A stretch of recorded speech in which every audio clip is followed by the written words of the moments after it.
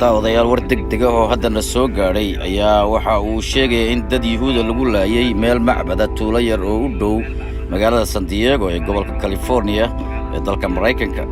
nin caddaan ah oo ah caddaanka cunsuriyadda ee xag jirka ah ayaa beegsaday dad yuhuuda oo caabudayay una dabaaldegayay maalin ka mid ah maalmaha ciidda ah ee loo yaqaano Passover-ka oo taasoo ku ekayd maanta. ninkaas ayaa waxa uu galay macbadkaasi ku tukanayeen ilaa 100 qof, dabadeedna rasaas ayuu ooda kaga qaaday. rasaastaasi ayaa haleeshay 4 qof oo dhaawac halisi uu gaadhay, iyada oo mid ka mid a dadkaasi uu markii ugu dambeysay u geeriyooday dhaawaciisii kadib markii isbitaalka la geeyey. askari ka soo baxay shaqada oo ah askarta xuduudda ilaalisa u dhaxaysa Mexico iyo Mareykanka oo gaadhigiisa wata ayaa arkay ninkan oo ka sii baxaya meesha uu rasaasta ka furay, dabadeedna xabado ku furay.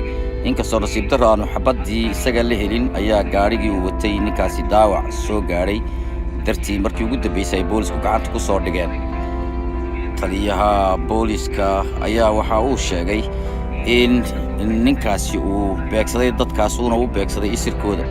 ninka maayarka ama duqa magaaladaasi ayaa isaguna waxa uu sheegay in ay wax la yaab iyo fajiciso ah ku noqotay dadka deegaankaasan horay loogu aqoonin nacayb iyo isirbeegsi toona, ayna tahay wax aad u xanuun badan qoysaskii dadkan ay wax gaadheen, dadkii meesha wax ku caabudayey iyo dadka deegaankaba, balse maalin uun maalmaha ka mid ah ay ka gudbi doonaan.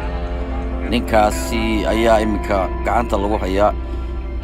daawadayaal warkani waa war degdeg ah, wixii faahfaahin ah ee ka soo baxana dib ayaannu idinka soo sheegi doonaa haddii alla idmo. sidaa iyo maca salaama.